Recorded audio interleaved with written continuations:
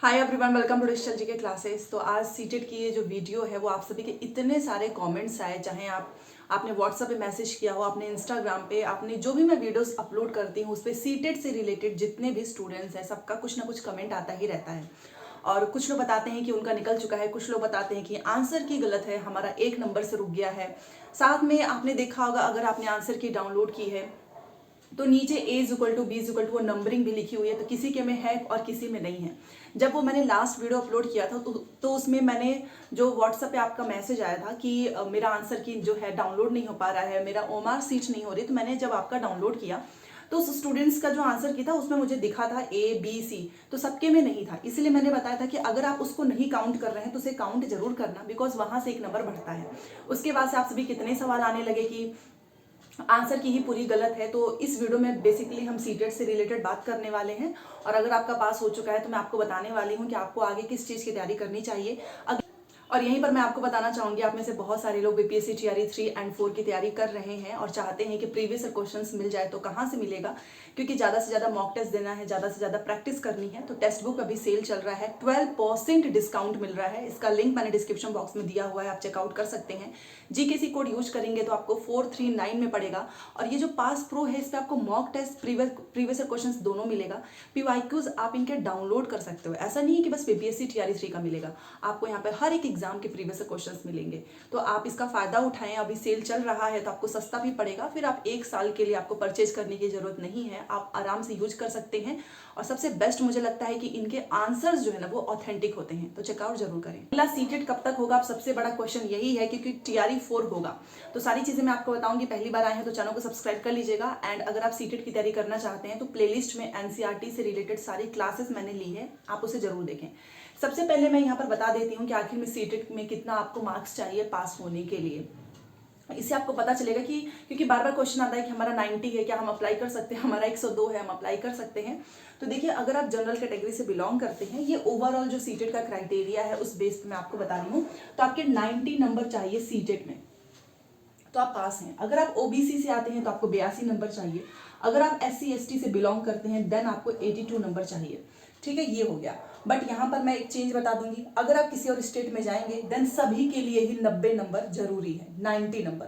तो अगर आप अपने स्टेट में हैं, आप ओबीसी में आते हैं, 82 नंबर है तो आप पास हैं। क्योंकि 85 नंबर जिसके आए हैं वो पूछते हैं कि क्या वो फेल हो चुके हैं, तो जी नहीं। अगर आप अपने ही स्टेट में ही कोई भर्ती प्रक्रिया में जो है शामिल होना चाहते हैं तो 82 नंबर है तो आप पास हैं। 82 नंबर पे फेल नहीं होंगे ओबीसी SC ST वाले। हाँ, ये बात जरूर है कि अगर आप जैसे DSSB में जाना चाहते हैं, आप बीपीएससी टीआरई में जाना चाहते हैं, मेल फीमेल, देन आपको 90 नंबर चाहिए। तो ये हो गया पासिंग मार्क्स। अब बात कर लेते हैं आंसर की से रिलेटेड, कि आप लोगों के बहुत मैसेज आए कि आंसर की गलत है, और इतने सारे मुझे मेल आए हैं, वो सारे मेल को मैंने देखा है। और उसमें से मुझे जो लगा कि यस, ये वाली जो है आंसर इस वीडियो में मैं आपको बताना चाहूंगी। नहीं तो बहुत सारे ऐसे गलत कमेंट भी आने लगते हैं। सबके कमेंट्स का रिप्लाई दे पाना पॉसिबल नहीं है, ना ही सबके मैसेज का रिप्लाई दे पाना पॉसिबल है, क्योंकि मैं जो चीज़ें मुझे लगता है यस जेन्युइन है उस पर मैं पहले ही जो है उस पर काम कर लेती हूँ। जैसे कि आंसर की तो मैंने खुद पर्सनली देखा, तो जो मुझे लगा है 1-2 क्वेश्चन वो मैंने आपके साइड से जो है चैलेंज किया है। बट यहाँ पर एक चीज़ और मैं आपको बोलना चाहूंगी, पिछली बार भी आपने देखा होगा, मेरे अलावा क्या बहुत सारे टीचर्स हैं, बहुत सारे स्टूडेंट्स हैं जिन्होंने चैलेंज किया, बट सीटेट ने कोई बदलाव नहीं किया। और इसका एक प्रूफ मैं आपको अभी बता दूं, जैसे कि पेपर लीक। आप सोचिए, पेपर लीक हुआ, क्वेश्चन पेपर सभी के पास पहले से आ गया था सीटेट पेपर 1 का, तो क्या सीबीएसई ने कुछ एक्शन लिया? नहीं लिया। सीबीएसई मोस्ट, ये मतलब कह पाना मुझे ऐसा लग रहा है कि कहना चाहिए नहीं कहना चाहिए, बट पेपर लीक जैसी इतनी बड़ी बात हो गई।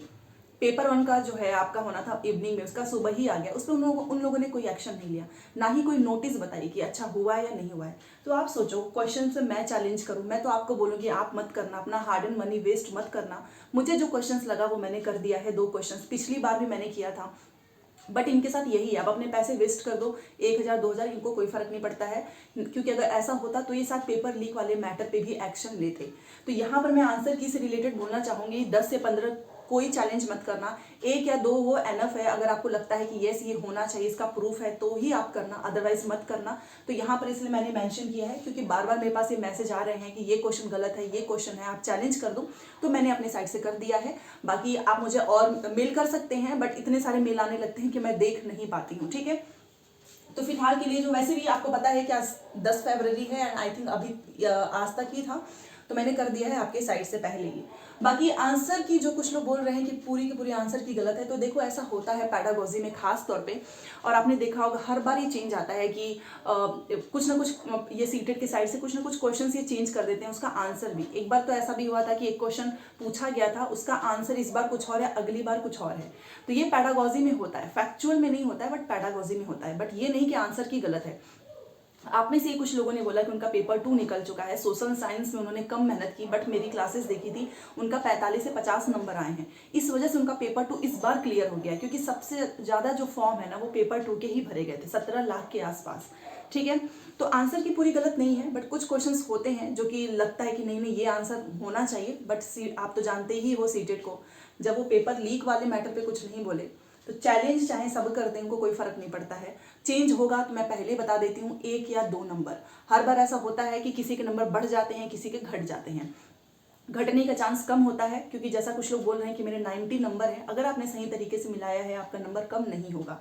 रही बात जो उसके नीचे लिखा था, वो लिखा हुआ है, आप ध्यान से देखिएगा आंसर की के नीचे, अगर आपके में जेड है, ए है, बी है, सी है, डी है, मतलब कि क्वेश्चन नंबर नंबरिंग के आगे लिखा हुआ है अल्फाबेट, तो आपको उसके मार्क्स मिलेंगे, वहां पे नंबर बढ़ने का चांस होता है। ठीक है, तो आंसर की पूरी तरीके से गलत नहीं है, बट यस कुछ क्वेश्चंस गलत हैं जो कि मुझे भी लगा, बट मैंने सब पे नहीं किया है, मैं पहले ही बता देती हूँ। केवल 2 क्वेश्चन मुझे लगा, मैंने उस पर किया है। अब उनकी मर्जी, भाई देखते हैं वो बढ़ाते हैं नहीं। पिछली बार मैं खुद जानती हूँ बहुत सारे ऐसे टीचर्स हैं जिन्होंने आपके साइड से किया था, बट उन लोगों ने उस पर भी मार्क्स नहीं दिए। तो ये है उनकी एक तरीके से कहा जा सकता है पेपर लीक। पिछली बार भी लीक हुआ था, इस बार भी हुआ, इस बार तो एकदम चुप है।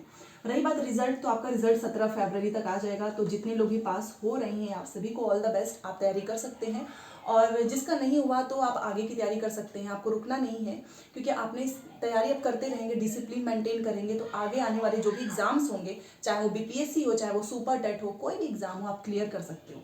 तो रिजल्ट आपका आ जाएगा, उसके बाद आपका नेक्स्ट सीटेट जो कि जुलाई अगस्त में हो जाएगा कंप्लीट।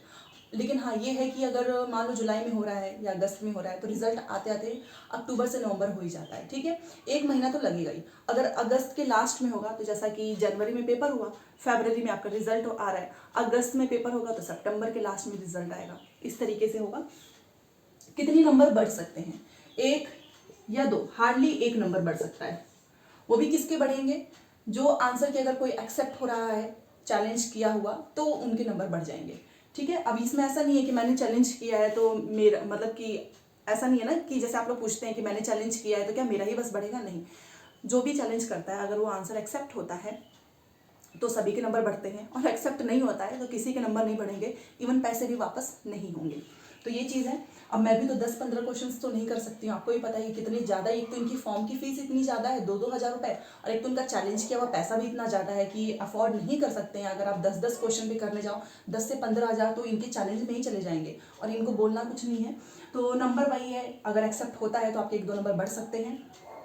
नेक्स्ट सीटेट आपका जो है अगस्त में होगा, जुलाई में भी स्टार्ट हो सकता है, और पासिंग मार्क्स मैंने आपको बता दिए हैं। अब अगर आप बिहार से हैं, पहले ही मैं बता देती हूँ, तो SC/ST को ना 75 मार्क्स चाहिए, जनरल फीमेल को 82 नंबर चाहिए, तो आप इस बेस पे भी फॉर्म अप्लाई कर सकते हो। अदरवाइज जो भी अलग स्टेट के स्टूडेंट्स हैं, चाहे आप दिल्ली के हो, हरियाणा के हो, चंडीगढ़, वेस्ट बंगाल, यूपी, आपको 90 नंबर चाहिए।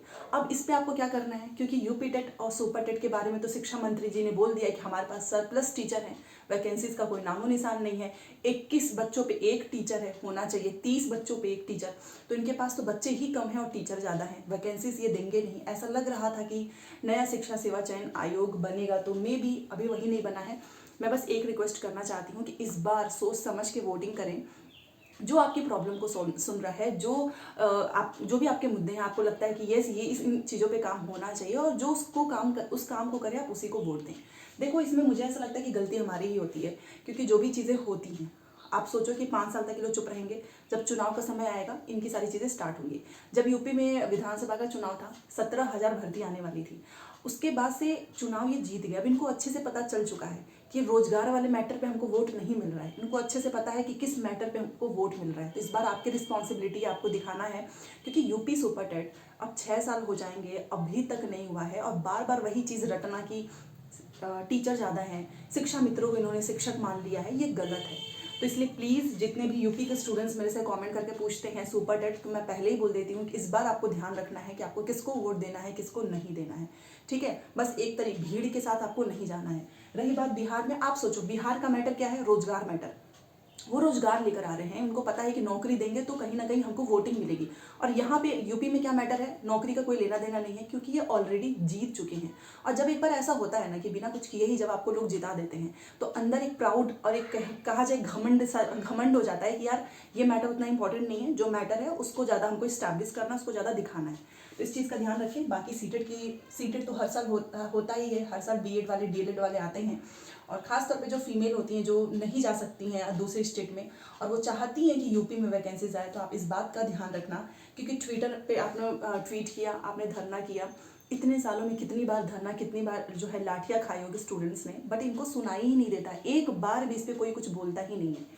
तो चलिए, बाकी आपको आगे बीपीएससी की ही तैयारी करनी चाहिए, क्योंकि एक वही है, बिहार ही एक ऐसा राज्य है जहाँ पर रोजगार जो है दिख रहा है, हो भी रहा है, और बैक टू बैक परीक्षा ली जा रही है। स्टूडेंट्स परेशान है कि थोड़ा लेट लेकर आओ, वहाँ पे ये हाल है। तो ये मैंने आपको बताया है, बाकी जो भी चीज़ें होंगी आपको मैं बता दूंगी। एंड रही